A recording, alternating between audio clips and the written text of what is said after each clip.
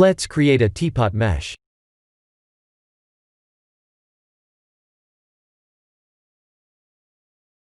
If you don't see that, please activate an Extra Objects add-on. Tab, to go to edit mode, A, to select all, right-click, and S, to subdivide. Let's go to Mesh and randomize.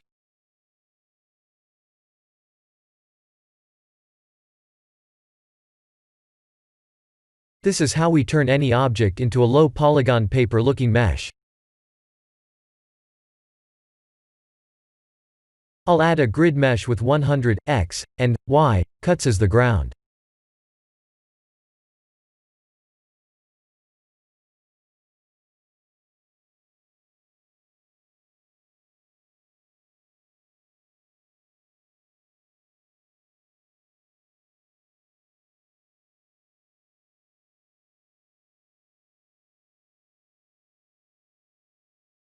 Ctrl plus Alt plus numpad 0 to set up the render view.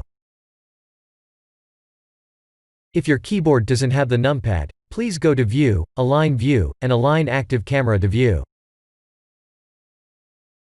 Please watch a tutorial listed in the description to match my final render settings. As I'm using a cloned Look Dev HDRI setting, I'll use the sky texture.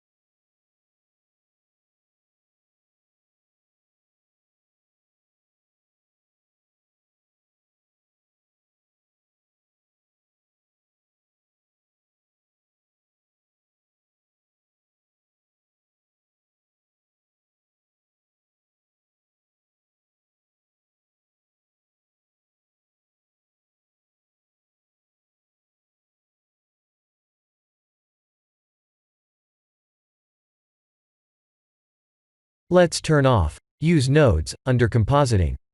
I'll also use 32 samples to render.